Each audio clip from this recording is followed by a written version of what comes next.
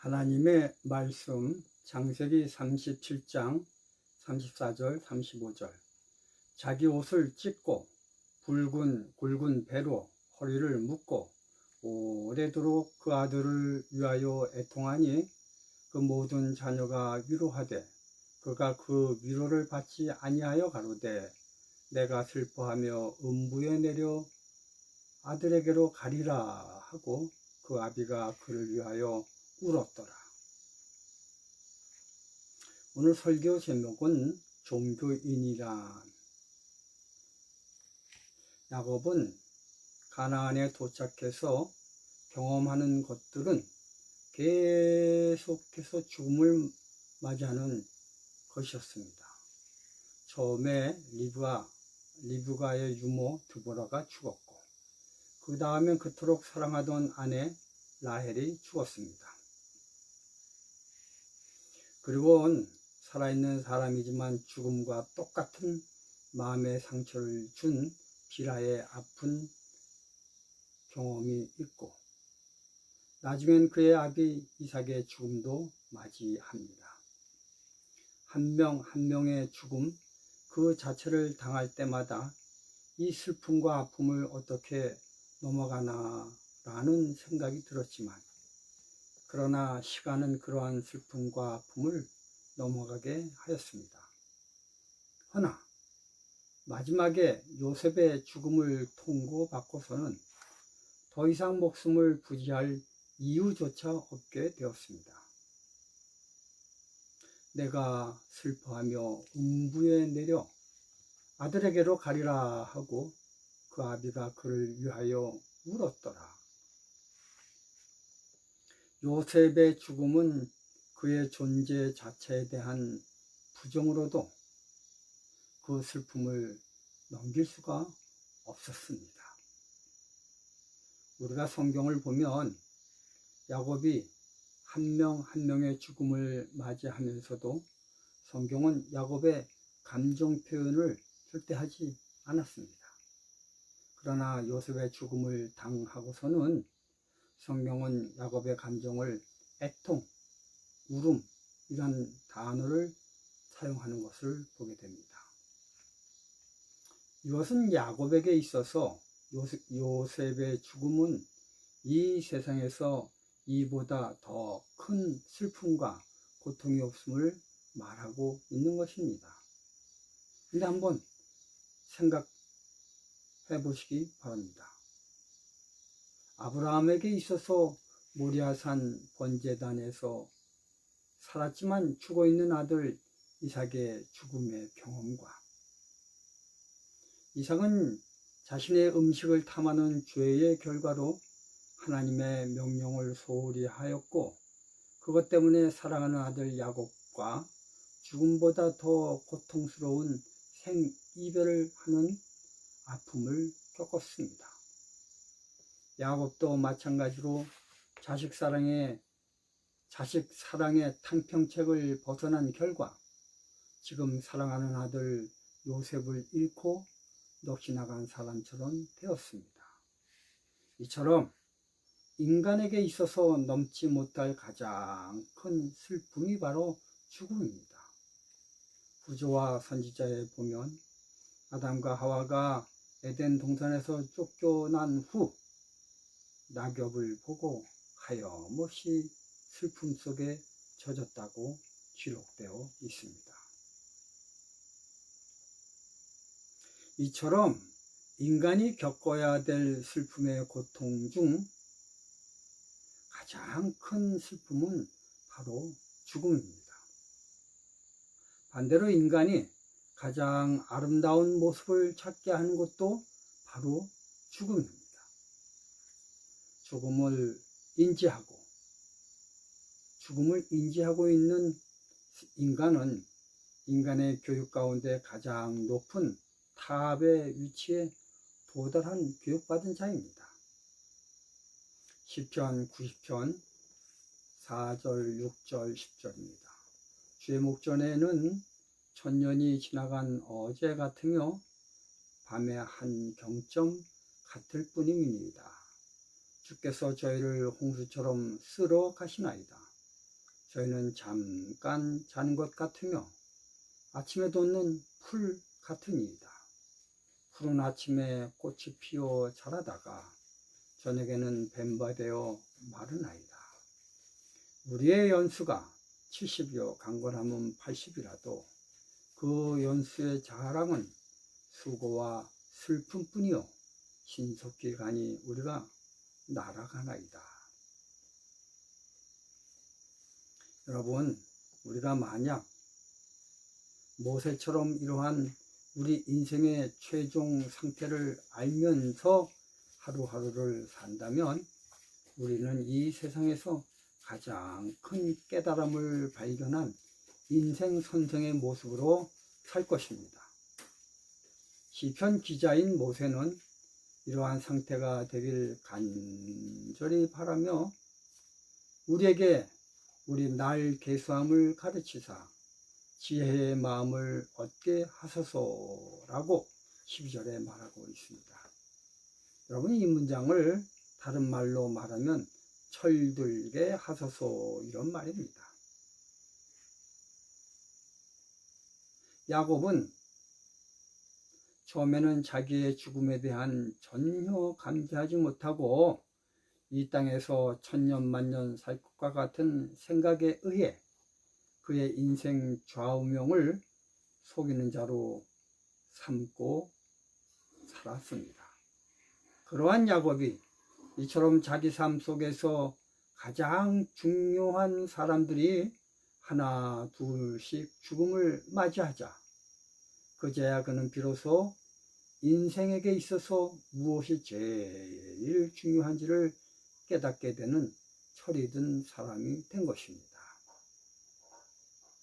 로마서 6장 23절에 죄의 삭은 사망이라고 죽음을 정의합니다.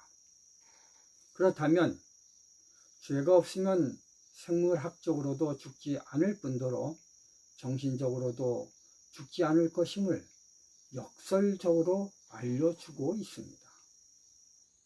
그럼 죄는 어디서부터 발생되는가요? 야고보 1장 15절 욕심이 잉태한 즉 죄를 낳고 죄가 장성한 즉 사망을 낳느니라. 여기서 분명하게 죄의 발생 원인을 욕심이라고 정의를 내리고 있습니다. 그럼 욕심이란 뭡니까? 국어사전에 욕심은 분수에 지나치게 탐내거나 누리고자 하는 마음 이렇게 적혀 있습니다. 한국 속담에 욕심이 사람을 죽인다라는 말이 있습니다. 즉 욕심이 너무 지나치면 사리를 분별하지 못하고 위태로운 일까지 꺼리낌없이 하게 된다라는 의미인 것입니다. 여러분, 이 세상에 존재되는 모든 것들은 한계가 있습니다. 그가 뭐 때문에 존재해야 되는지 그 한계를 깨닫고 그 한계 내에서 자족하면서 살면 그것이 행복입니다. 에스겔 28장 13절 내가 지음을 받던 날에 너를 위하여 소고와 비파가 예비되었었더라. 이것을 통해서 우리는 사단은 그의 존재 이유가 온 하늘 찬양대의 지휘자로 하나님을 찬양하는 데 있었던 것임을 알게 됩니다. 하나님께서는 이렇게 찬양 지휘대를 하기 위해서 사단을 12절에 보면 너는 완전한 인이었고 지혜가 충족하며 온전히 아름다웠도다 이렇게 얘기합니다. 피조물로서 더 이상 완전할 수 없을 정도로 완전하다라는 얘기입니다. 그런데 성경은 말하길 이처럼 완전하였기 때문에 역설적으로 에스겔 28장 15절에 보면요, 내가 지음을 받던 날로부터 내 모든 길에 완전하더니 마침내 불의가 드러났다라고 하는 것입니다. 만약 사단이 완벽하지 않고 부족한 존재로 태어났다면 그는 사단이 되지 않았을 것입니다. 인간도 마찬가지입니다. 사단처럼 모든 면에서 자기가 완벽하다고 생각하므로 하나님의 존재가 필요 없다고 생각하며 사는 것입니다. 그리고 하나님 없이 자기가 하나님이 되어 독자 생존 방법을 버려 생활하고 있습니다.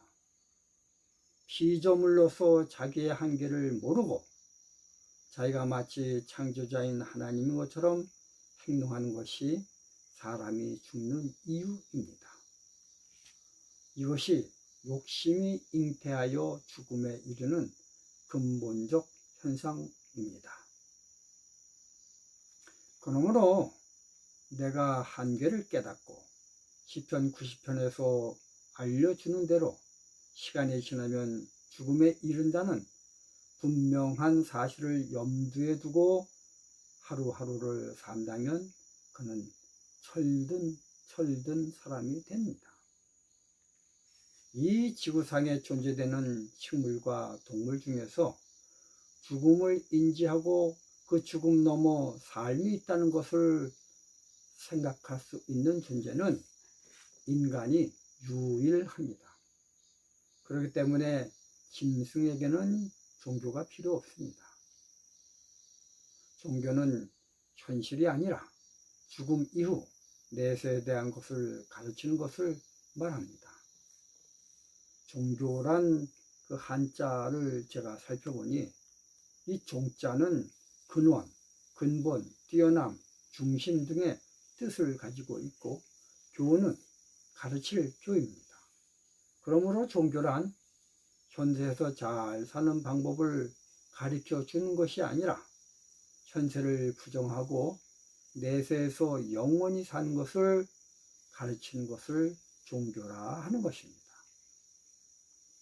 그렇기 때문에 불교에서의 복을 구하는 삼천배 구복신앙과 여의도 순복음교회의 삼박자 축복 구원의 모든 것들은 본래 종교의 깊은 길에서 벗어난 가르침들인 것입니다. 그리고 우리가 교회 다니며 간절히 매일매일 강구하는 물질적 축복 사상도 엄밀히 말하면 종교가 하는 일이 아닙니다. 마태복음 19장 21절 예수께서 가라사대 내가 온전하고자 할진대 가서 내 소유를 팔아 가난한 자들을 주라. 그리하면 하늘에서 보화가 내게 있으리라. 그리고 와서 나를 쫓으라 하시니 남은 무리들이 종교의 세계에 들어가기 위해선 마지막 때 환난과 핍박이 오면 그 가지고 있는 것에 이론을 가지지 말고 그것들을 똥 버리듯이 버리는 마음의 자세를 가질 때 비로소 종교인이라고 말할 수 있습니다. 죄는 욕심에 의해서 태동되고 그런 죄는 사망을 낳습니다. 여러분, 야곱은 요셉의 죽음을 통해 살면서 손에 쥔다는 것이 얼마나 허무하다는 것을 깨닫고 비로소 종교인이 되었습니다. 종교인이 되기 전 우선 사람이 되어야 하고 제7일 안식일 예수 재림교인이 되기 전 우선 종교인이 되어야 합니다. 감사합니다.